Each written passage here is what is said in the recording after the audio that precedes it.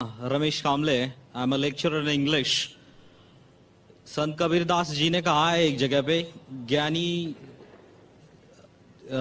से ज्ञानी मिले तो करे ज्ञान की बात, गधे से गधा मिले तो हुएला था लात। अभी दो ज्ञानी क्या बात करेंगे, पहली तो बात यह है। लेकिन मेरे जैसा अज्ञानी थोड़ा सा आपसे कुछ जानना चाहता है। पहली बात तो यह है, मैं पहले कुछ 4-6 महीने पहले एक पुस्तक पढ़ी है जिसका टाइटल है मराठी में, जिसको मैं हिंदी में ट्रांसलेट करके बताता हूं, सूफीवाद का अंतरंग, जिसके लेखक है डॉक्टर अलीम वकील, जो कि कुछ लेक्चरर हैं इन पॉलिटिकल साइंस संगमनेर कॉलेज। और उन्होंने उस बुक में क्लियरली ये माना है कि सूफीवाद और मुस्लिम, इस पर बुद्ध धर्म का बहुत प्रभाव है, बुद्ध के विचारों का बहुत प्रभाव है। So I just want to know and your argument in that favor. So is it true or false? भाई साहब ने पूछा है कि एक शख्स ने किताब लिखी है और कहा है कि सूफी धर्म इस्लाम धर्म बुद्ध धर्म से प्रभावित है। Is it right? ये सही है क्या? पहला चीज, इस्लाम को जानने के लिए आपको तहकीक करना चाहिए। इस्लाम की किताब के बारे में सबसे अव्वल किताब है कुरान। जो मैं कहता हूँ इस्लाम में, वो कोई मानी रखता ही नहीं। डॉक्टर जाकिर नाइक की जीरो इन इस्लाम। इसीलिए मैं तकरीर में कहता हूं कि मैंने कह रहा हूं कुरान में लिखा है चैप्टर 5 वर्स नंबर 90 में शराब पीना हराम है। जो आप शख्स का जिक्र कर रहे हैं, मैं उनके बारे में कभी पहले सुना नहीं। आपको इस्लाम को जानने का है, कुरान पढ़ो और सही हदीस जो मोहम्मद सल्लल्लाहु अलैहि वसल्लम के बारे में जिक्र करती है, कुरान और सही हदीस सिर्फ। इसके बाद जो भी इंसान कुछ भी बात करता है, अगर कुरान के हवाले और सही हदीस के हवाले से करता है तो उसकी बात मानो, अगर नहीं करता है उसको फेंक दो, चाहे वो डॉक्टर हो, इंजीनियर हो, लेक्चरर हो। इसीलिए डॉक्टर जाकिर नाइक, मैं खुद शून्य हूं, जीरो। इसीलिए तकरीर में जब मैं इस्लाम की बात करता हूं तो कुरान का हवाला देता हूं, सही हदीस का देता हूं। हिंदुइज्म की बात करता हूं, वेद का हवाला देता हूं, उपनिषद का देता हूं। क्रिश्चियनिटी क्या करता हूं, बाइबल का देता हूं। जो आप जिक्र कर रहे जो किताब का, मैं कभी पहले सुना नहीं हूं, लेकिन इस बात को मैं मानता हूं। ये कहता हूं कि बुद्ध धर्म और इस्लाम में यकसानियत है। लेकिन मैं ये कहना चाहता हूं, इस्लाम मजहब नया मजहब नहीं है, बुद्ध धर्म से पहले आ चुका है। और तकरीर के पहले मैंने कहा हूं, लोग को गलत फहमी है कि इस्लाम 1400 साल पहले वजूद में आया। नहीं, वो बहुत पहले से, इंसान जमीन पे कदम रखने से पहले आदम अलैहिस्सलाम ने पैगाम दिया इस्लाम का, नूह अलैहिस्सलाम ने दिया इस्लाम का, मूसा अलैहिस्सलाम ने दिया इस्लाम का, ईसा अलैहिस्सलाम ने इस्लाम का, मोहम्मद सल्लल्लाहु अलैहि वसल्लम इस्लाम का। तो लोग को गलत फहमी है कि इस्लाम 1400 साल पहले आया। मोहम्मद सल्लल्लाहु अलैहि वसल्लम बानी नहीं है, आखिरी पैगंबर है। तो इस्लाम बहुत पहले से है, बुद्ध धर्म से पहले। कुछ लोग कहते हैं कि क्या बुद्धा अल्लाह के पैगंबर है, उनका नाम से जिक्र कुरान में नहीं है। तो मैं नहीं कह सकता हूं है क्या, नहीं हो भी सकते, नहीं भी हो सकते, मैं नहीं जानता हूं। लेकिन अगर है भी तो उस वक्त के लिए थे, उन लोगों के लिए। कुछ बातें यकसा होंगी, कुछ बातें, और मैंने उसके पर तकरीर की है। उसका मतलब ये नहीं कि इस्लाम उससे प्रभावित है। तो मैं ये कहता हूं कि अगर मानवी लोग के गौतम बुद्ध खुदा के पैगंबर थे, वो उस वक्त के लिए थे, उन लोगों के लिए थे, आज के लिए नहीं। आज हमें मानना चाहिए आखिरी कलाम कुरान और आखिरी पैगंबर मोहम्मद सल्लल्लाहु अलैहि वसल्लम, वो सारे इंसानियत के लिए, चाहे आप हिंदुस्तान में रह रहे, अमेरिका में या इंग्लैंड में। कुरान में ये नहीं लिखा है कि मोहम्मद सल्लल्लाहु अलैहि वसल्लम पे कुरान नाजिल किया गया है सिर्फ मुसलमानों के लिए या सिर्फ अरबों के लिए, लेकिन कहा गया है ये किताब है हिदायत के लिए, सारे इंसानियत के लिए। मोहम्मद सल्लल्लाहु अलैहि वसल्लम फरमाते हैं, जिसका जिक्र है सही बुखारी में, जिल्द नंबर 1, किताबुल ईमान में, चैप्टर नंबर 1, बाब नंबर 1, हदीस नंबर 8 में, अल्लाह के रसूल फरमाते हैं कि इस्लाम मबनी है 5 अरकान पर। Islam is based on 5 pillars. इस्लाम के 5 अरकान हैं। और मोहम्मद सल्लल्लाहु अलैहि वसल्लम फरमाते इस्लाम में 5 अरकान है। सबसे पहला ला इलाहा इल्लल्लाह मुहम्मद रसूलुल्लाह, दूसरा आकिमुस्सलाह, तीसरा ज़कात, चौथा सौम और 5वां हज। अब हम तस्करा करेंगे इस्लाम में 5 अरकान और ईसाईयत में यकसानियत। सबसे पहला रुकन तौहीद, ला इलाहा इल्लल्लाह मुहम्मद रसूलुल्लाह, नहीं है कोई माबूद सिवा अल्लाह के, और मोहम्मद सल्लल्लाहु अलैहि वसल्लम उसके पैगंबर है। अल्लाह सुब्हानहू तआला फरमाते सूरह बकरा में, सूरह नंबर 2 आयत नंबर 177 में, नेकी ये ही नहीं है कि आप अपना चेहरा मगरिब या मशरिक की तरफ मोड़ लो, लेकिन नेकी ये ही है कि आप ईमान लाओ اللہ پر, آخرت پر, اس کے ملائکہ پر, اس کی کتاب پر اور اس کے نبیوں پر, اس کے پیغمبر پر, اور قدر. یہ ہے ایمان کے 6 ارکان. میں نے اس تقریر کے شروع میں قرآن مجید کی ایک آیت کی تلاوت کی, سورہ ال عمران سورہ نمبر 3 آیت نمبر 64, جہاں اللہ سبحانہ وتعالیٰ فرماتے کل یا اہل الکتاب, کہو اہل کتاب سے, یہود اور نصارہ سے, تعالوا الی کلمۃ سواء بیننا و بینکم, آؤ اس بات کی طرف جو آپ اور ہم میں یکساں ہے. سب سے پہلی بات ہے اللہ نعبد الا اللہ, کہ ہم صرف اللہ کی عبادت کریں. ولا نشرک بھی شیئا, ہم اللہ کے ساتھ کسی اور کو شریک نہ کریں. ولا یتخذ بعضنا بعضا اربابا من دون اللہ, ہم اللہ کے ساتھ کسی اور کو رب نہ ٹھہرائے, اپنے آپس میں کسی اور کو رب نہ ٹھہرائے. فإن تولوا, اگر وہ مڑ جائے, فقولوا اشہدوا بأننا مسلمون, آپ شہادت دو کہ ہم مسلم ہیں, ہم ہماری ساری رضا اللہ سبحانہ و تعالیٰ کے حوالے کرتے ہیں. یہ قرآن مجید کی آیت میرے نزدیک ماسٹر کی ہے فور دعویٰ کرنے کی ایک اہم آیت ہے. جب بھی کوئی غیر مسلمان سے آپ بات کرتے ہیں, یہ آیت بہت اہم ہے. تعالوا الی کلمۃ سواء بیننا و بینکم, آؤ اس بات کی طرف جو آپ اور ہم میں یکساں ہے. سب سے پہلی بات اللہ نعبد الا اللہ, کہ ہم اللہ کے علاوہ کسی اور کی عبادت نہ کریں. ولا نشرک بہ شیئا, ہم کسی اور کو اللہ کے ساتھ شریک نہ کریں. قرآن مجید میں اللہ سبحانہ تعالیٰ کی تعریف مختصر سی کی گئی ہے سورہ اخلاص میں, سورہ نمبر 112 آیت نمبر 1 سے 4, جہاں اللہ تعالیٰ فرماتے قل هو اللہ احد, کہو کہ اللہ ایک ہے. اللہ الصمد, اللہ جو بے نیاز ہے. لم یلد ولم یولد, نہ وہ کسی کو جنتا ہے نہ کسی سے جنا ہے. ولم یکن لہ کفوا احد, اس کے جیسا کوئی نہیں ہے. ولم یکن لہ کفوا احد, اس کے جیسا کوئی نہیں ہے. یہ 4 آیتیں جو قرآن مجید میں ہیں سورہ اخلاص کی, یہ ٹچ ٹون ہے تھیولوجی کی, ایک طلسمہ ہے. اگر کوئی انسان کہہ رہا ہے کہ یہ شخص خدا ہے, اگر آپ جاننا چاہتے ہیں کہ یہ خدا صحیح خدا ہے کہ نہیں, آپ اس کو سورہ اخلاص کے بنیاد پہ تولے, جج ہم آن سورہ اخلاص. اور اگر وہ سورہ اخلاص کے کنڈیشنز جو بھی شرائط ہے اس کے اوپر اترتا ہے, تو ہمیں کوئی اعتراض نہیں اسے ماننے میں کہ وہ خدا ہے. اور یہ پیغام بائبل میں بھی موجود ہے. موسیٰ علیہ السلام فرماتے ہیں بک آف ڈیوٹرانومی میں چیپٹر نمبر 6 ورس نمبر 4 میں, شما اسرائیل ادنی الحین و ادنی خد, یہ ہیبرو کوٹیشن ہے جس کے معنی ہیں euro Israel the Lord our God is one Lord. سنو اے بنی اسرائیل, ہمارا خدا ایک خدا ہے.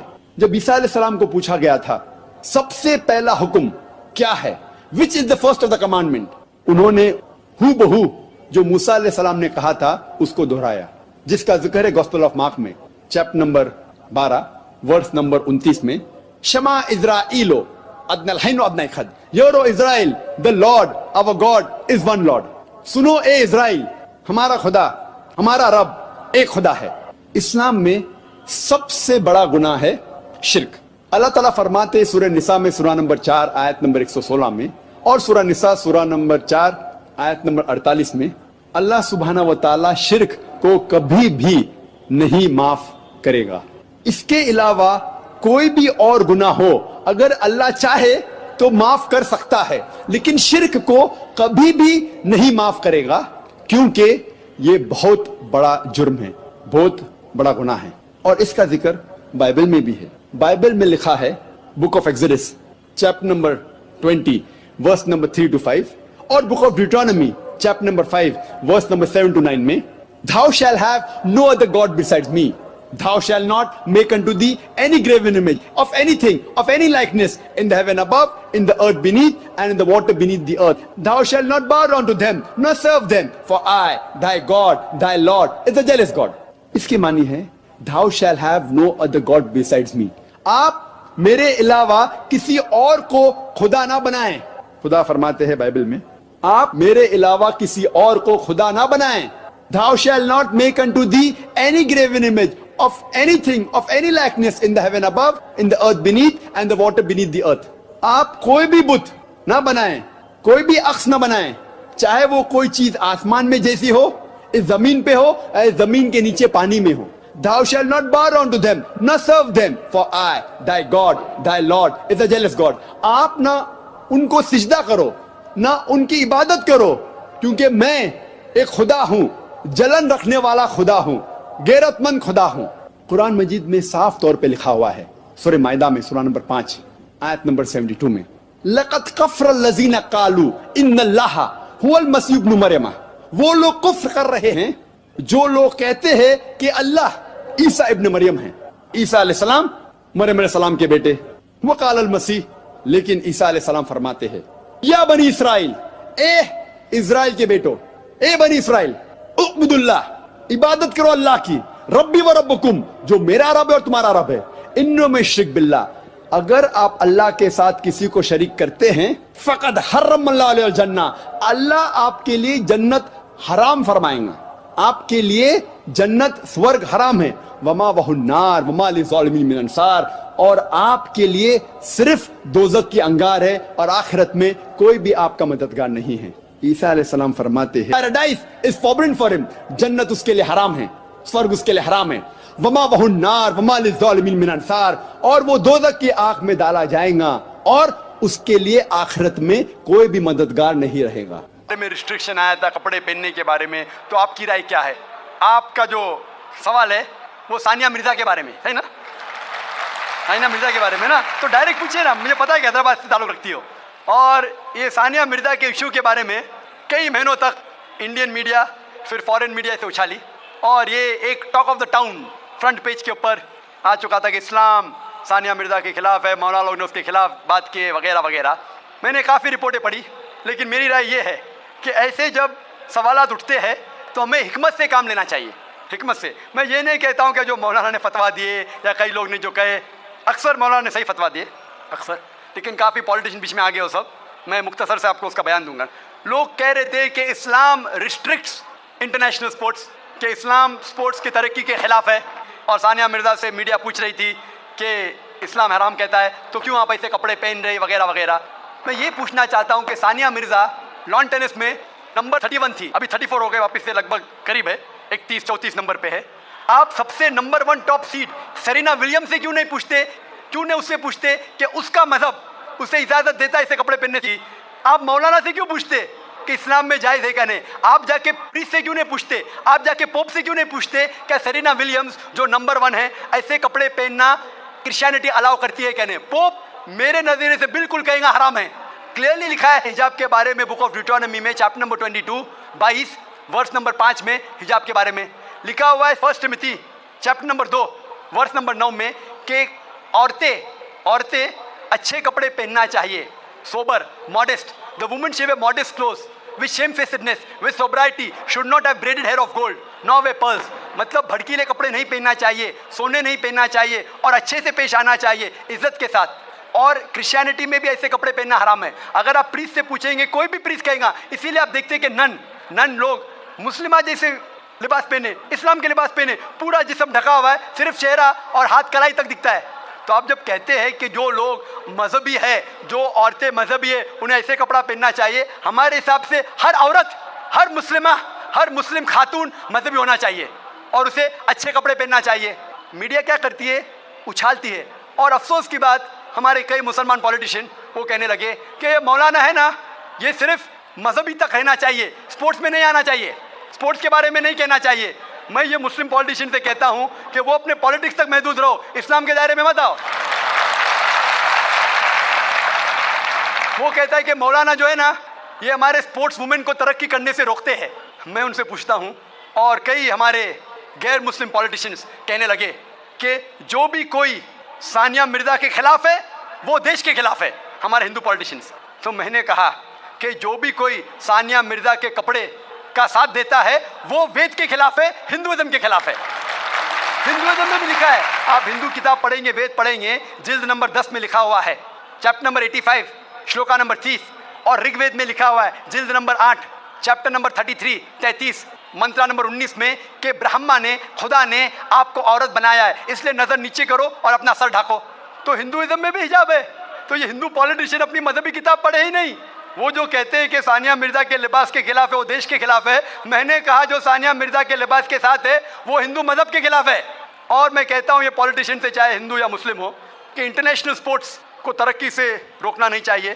ہم جانتے ہیں کہ پہلے لان ٹینس میں بیڈمنٹن میں ہم دیکھیں گے خواتین پورے کپڑے پہنتی تھی, پوری ڈھکی ہوئی تھی. جیسے ٹائم گزرتا جا رہا ہے کپڑے کم ہوتے جا رہے, تو پہلے تو لوگ کھیلتے تھے مسلم اور غیر مسلم خواتین بھی, ابھی کیوں ضروری آ گئی؟ مان لو میں کہتا ہوں اگر کل بیچ والی بال انٹرنیشنل سپورٹس ہو جائے گا جس میں عورتوں کو بکینی پہن کے کھیلنا ہوتا ہے, تو کیا آپ اپنی بیٹی کو بھیجیں گے بیچ والی بال کھیلنے کے لیے؟ کون سا ہندوستانی پولیٹیشین اپنی بیٹی کو بیچ والی بال کھیلنے کے لیے بھیجے گا؟ بیچ والی بال جانتے ہیں آپ؟ بیچ والی بال اگر کل وہ انٹرنیشنل سپورٹ بن گیا تو کیا بھیجیں گے اپنی بیٹی کو بیچ والی بال کھیلنے کے لیے؟ اور میں جانتا ہوں کہ کپڑے پہننے سے کچھ پرفارمنس میں تبدیلی ہو سکتی ہے, 1%, آدھا فیصد, 5% ہو سکتی ہے, لیکن اگر خالی کپڑے پہننے سے کچھ فرق آتا ہے, آدھا فیصد, 1%, ہم جانتے ہیں کہ سوئمنگ کے لیے کم کپڑے پہنا جاتا ہے تو کیا سوئمنگ اور اچھے سے ہو سکے؟ اگر آپ عقل لڑائیں گے تو کپڑے نہیں پہنیں گے سب سے اچھی سوئمنگ ہویں گی, تو کیا بنا کپڑے سوئمنگ کریں گے؟ آپ بولیں گے نہیں یہ میری حجاب کا محدود, میری ماڈسٹی ہے اتنا پہننا, بکینی پہننا. آپ کی ماڈسٹی, ہماری ماڈسٹی ہے کہ سطر ڈھکا ہوا ہونا چاہیے. آپ کا لیول یہ ہے, ہمارا لیول وہ ہے. لیکن اگر آپ سچ مچ حکمت جانتے تو کپڑے مت پہنو نا, کیوں کپڑے پہنتے؟ آپ دیکھیں گے کہاں ہوتا ہے, ایسا نہیں ہوتا ہے. تو اسی لیے ہمیں میڈیا کی بازی الٹی کرنا چاہیے. جب مجھے پوچھا گیا تھا کہ ثانیہ مرزا ایسے کپڑے پہنتی ہے کیا صحیح کرتی ہے, تو میں نے کہا آپ ثانیہ مرزا کو فی الحال آپ یہ دیکھیے کہ کئی مسلمان کرکٹرز چاہے وہ ہندوستان کے لیے کھیل رہے یا چاہے پاکستان کے لیے کھیل رہے, نماز کے وقت نماز بھی نہیں پڑھتے, جمعہ نماز بھی نہیں پڑھتے. صحیح حدیث میں آتا ہے کہ کافر اور مسلم کے درمیان جو فرق ہے وہ نماز ہے, صلاح. کم از کم ثانیہ مرزا نماز تو پڑھتی ہے, صلاح تو پڑھتی ہے, الحمدللہ. ہو سکتا ہے کل وہ کپڑے بھی اچھے پہنیں گے انشاءاللہ, کیوں نہیں؟ تو میں کہتا ہوں کہ جو یہ مسلمان کرکٹرز ثانیہ مرزا سے اور بڑا حرام کر رہے, ثانیہ مرزا سے بڑا حرام کر رہے, کم از کم نماز تو پڑھتی ہے, اس کے لیے ہمیں اس کا ساتھ دینا چاہیے. اگر کچھ غلطی کر رہی ہے ہمیں اس کے ساتھ حکمت سے پیش آنا چاہیے اور کہنا چاہیے اللہ تعالیٰ انہیں انشاءاللہ ہدایت دیں گے, کم از کم نماز تو پڑھی ہے. ہو سکتا ہے چند مہینے بعد یا چند سال بعد ہو سکتا ہے کہ اللہ تعالیٰ اسے ہدایت دے گا, وہ کپڑے بھی اچھے پہنیں گے. اور میں جانتا ہوں کہ پرفارمنس میں شاید آدھا فیصد, 1% ہو سکتا ہے کہ لمبے کپڑے پہننے سے پرفارمنس میں کمی ہو, لیکن جب اللہ کا ساتھ ہے تو پرفارمنس میں کتنی ترقی ہوں گی. اللہ تعالیٰ فرماتے ہیں سورہ عمران میں سورہ نمبر 3 آیت نمبر 160 میں کہ if Allah forsakes you none can help you. اگر اللہ آپ کا ساتھ چھوڑ دے تو کوئی بھی آپ کی مدد نہیں کر سکتا, اور اللہ اگر ساتھ دے تو کوئی بھی آپ کو ہرا نہیں سکتا. تو اسی لیے مومنوں سے اللہ پہ بھروسہ رکھنے کے لیے کہیے. تو ہو سکتا ہے ثانیہ مرزا انشاءاللہ کچھ دن بعد, چاہے ہفتے ہو یا مہینے ہو یا سال ہو, ہم اللہ سے دعا کرتے کہ اللہ اسے ہدایت دے اور وہ کپڑے بھی اچھے پہنے اور انشاءاللہ ترقی بھی کرے. Hope answers the question. میرا نام راج کمار ہے جی. میں ایک چھوٹا سا ویاپار کرتا ہوں. میں نے کئی بار قرآن پڑھی ہے, تو اس میں جس آیت کا آپ نے ذکر کیا ہے اس میں آپ نے آدھی آیت ذکر کیا ہے, التوبہ کی 5ویں آیت, جس میں لکھا ہے کہ جو غیر مسلمان کو مارو ساتھ میں گھات لگا مارو, اور جب تک وہ نماز قائم کریں زکوٰۃ دیں تب ان کو چھوڑ دو, ارتھات مسلمان بن جائیں تب چھوڑ دو. اور دوسری بات یہ تھی کہ 6551 کی نمبر اس میں ہے, اس میں لکھا ہے کہ اے مسلمانوں تم عیسائیوں یہودیوں کو اپنا دوست مت بناؤ, اگر جو دوست بنائے گا وہ ان میں سے ہو جائے گا. یہ بات انسانیت کے خلاف میں محسوس کرتا ہوں. بھائی صاحب نے سوال کیا کہ میں نے جو آیت کوٹ کی سورہ توبہ سورہ نمبر 9 آیت نمبر 5 کی, وہ آدھی آیت کوٹ کی, اس میں لکھا ہوا ہے کہ انہیں جب چھوڑ دو جب وہ نماز قائم کرے اور زکوٰۃ دے. یہ بھی جو بھائی صاحب کہہ رہے, پوری آیت کا میں حوالہ دیتا ہوں.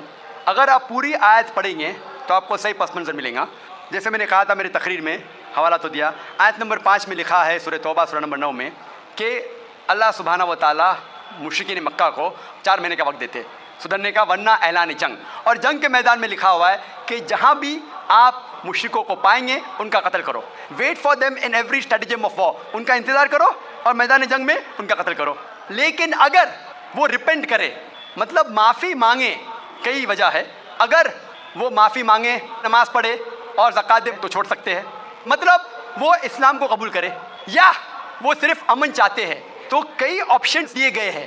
ایک آپشن ہے کہ اگر وہ ریپینٹ کرے, معافی مانگے, اسلام کو قبول کرے تو بھی چھوڑ دیجئے, یا وہ امن چاہتے ہیں اور اسلام قبول نہیں بھی کرے تو بھی چھوڑ دو. آگے آیت میں لکھا, آیت نمبر 6 میں, آیت نمبر 6 بھی اس کے ساتھ ہے نا, کہ اگر وہ امن چاہتے ہیں تو ان کو حفاظت سے ایسی جگہ پر لے جاؤ جا کے وہ محفوظ ہے. تو بہت سے آپشنز دیے گئے ہیں. لیکن اگر وہ آپ سے جھگڑا کرنا چاہتے ہیں میدان جنگ میں تو ان کا قتل کرو. اگر جھگڑا کرنا چاہتے ہیں تو قتل کرو, اگر جھگڑا کرنا نہیں چاہتے ہیں, بولتے امن چاہتے تو چھوڑ دو. اگر وہ معافی مانگتے, اسلام قبول کرتے پھر بھی چھوڑ دو. تو کئی آپشن دیے گئے ہیں. یہ کہنا غلط ہے کہ وہ اسلام قبول کرے تو ہی چھوڑو. کئی آیتیں آپ کو کانٹیکسٹ میں پڑھنا چاہیے. پھر سے آپ صرف ایک پارٹ آف دا ورس نکالیں گے اور کوٹ کریں گے, لوگ کو پھر سے غلط فہمی ہوتی ہے. تو یہ صحیح جواب ہے کہ بہت سے آپشن دیے گئے ہیں. اور کئی جگہ سورہ انفال میں بھی لکھا ہے کہ اگر وہ امن چاہتے ہیں تو امن بہتر ہے. اس میں یہ نہیں لکھا ہے کہ اسلام قبول کرنا ان کے لیے ضروری ہے. کر سکتے ہیں اگر وہ اسلام کو پسند کرتے ہیں. قرآن میں لکھا ہے سورہ بقرہ میں سورہ نمبر 2 آیت نمبر 256 میں 256, لا اکراہ فی الدین, اسلام میں زبردستی نہیں ہے. there is no compulsion in religion. truth stands out clear from error. حق باطل سے الگ ہے. حق, truth is clear from error. جو حق کی بات ہے وہ غلط بات سے علیحدہ ہے. ہمیں حق پیش کرنا چاہیے. اگر وہ قبول کرے تو اچھی بات ہے, نہیں قبول کرے تو بھی کوئی بات نہیں. اور کئی ایسے آیتیں قرآن کی, سورہ کافرون بھی ہے سورہ نمبر 109, جس میں لکھا گیا ہے کہ کہہ دو کافروں سے جو لوگ اسلام کو جھٹلاتے ہیں, ہم وہ چیز کی عبادت نہیں کریں گے جو آپ کرتے ہیں یا جو آپ چاہتے ہیں. نہ آپ ان کی عبادت کرتے ہیں جس کو ہم مانتے ہیں, نہ ہم آپ جسے کہتے ہیں اس کی عبادت کریں گے, نہ آپ کریں گے ہم جسے کہتے ہیں. لکم دینکم ولی الدین, آپ کے لیے آپ کا دین, ہمارے لیے ہمارا دین. تو ہمارا فرض ہے کہ سچائی لوگوں تک پہنچاؤ. پہنچانے کے بعد اگر وہ مانتے ہیں تو الحمدللہ اچھی بات ہے, نہیں مانتے تو بھی الحمدللہ, تو بھی کوئی بات نہیں, ہم کو ثواب ملے گا. ہمیں حق بات کرنے کا ثواب ملے گا چاہے وہ مانے یا نہ مانے. تو ہمارا فرض ہے کہ اچھی باتیں کرے چاہے انسان مانے یا نہ مانے. تو یہی کئی آیتوں میں آپ پڑھیں گے اور پس منظر میں دیکھتے ہیں, کانٹیکسٹ میں دیکھتے ہیں تو یہ لکھا ہے. آپ کچھ سیکنڈ کوشچن پوچھے تھے, آپ نے کچھ اور بھی سوال پوچھے تھے. آپ ذرا 6551 نمبر, جی 6551 آیت نمبر دیا تھا, اس کا آپ نے ذکر نہیں کیا. 6551 جس میں لکھا ہوا ہے کہ اے ایمان لانے والوں, تم عیسائیوں یا یہودیوں کو اپنا دوست مت بناؤ. بھائی صاحب نے سوال, یہ آیت سیمت ہے یا اسیمت ہے؟ کیا عیسائیوں اور یہودیوں کو اپنا دوست مت بناؤ, یہ کون سی آیت 6551؟ لیکن قرآن میں لکھا ہوا ہے سورہ ال عمران میں سورہ نمبر 3 میں 2 جگہ لکھا ہے کہ یہ جو ترجمہ کر رہے ہیں کہ یہود اور عیسائی کو اپنا دوست مت بناؤ, یہ ترجمہ صحیح نہیں ہے. صحیح ترجمہ ہے کہ do not make Christians and Jews your protectors in preference to believers. اگر آپ کے پاس چوائس ہے ایمان والوں کے ساتھ اور کرسچن اور یہود کے ساتھ فار پروٹیکشن کے لیے, جو لفظ ترجمہ ہے دوست, friend, is not a correct translation. It should be do not approach them for protection, مطلب اپنے آپ کو پروٹیکٹ کرنے کے لیے بنسبت مومن مسلمان کے بدلے یہود اور کرسچن کی طرف مت جاؤ. یہ لکھا ہے. اس کا مطلب یہ نہیں کہ ان سے دوستی مت رکھو, کیونکہ کئی جگہ قرآن میں اور آیتیں آتے, مثال کے طور پہ قرآن مجید میں سورہ ممتحنہ سورہ نمبر 60 آیت نمبر 8 میں لکھا ہے کہ اللہ forbids you not from being just towards those kafir, those non-Muslims who do not fight your faith nor drive you out of your home. اللہ سبحانہ و تعالیٰ آپ کو جسٹ رہنے سے منع نہیں کرتا ان غیر مسلمانوں کے ساتھ جو آپ کے مذہب کے خلاف لڑتے نہیں اور آپ کو اپنے گھر کے باہر نکالتے نہیں. اور اس کے آگے لکھا ہے لیکن جو غیر مسلم, جو کافر آپ کو آپ کے مذہب کے لیے لڑتے ہیں, آپ کو اپنے گھر سے نکالتے ہیں, تو ان کے پاس مت جاؤ پروٹیکشن کے لیے, حفاظت کے لیے. تو اللہ کی کئی آیتیں ہیں, یہ کہیں بھی نہیں لکھا ہے, لیکن پروٹیکشن کے لیے, حفاظت کے لیے اگر آپ کے پاس چوائس ہے, پوری آیت ہے کہ پریفریبل, بہتر ہے کہ آپ مسلمان اور مومن کے پاس جائیے بنسبت عیسائی اور یہود کے پاس. Hope the answers question.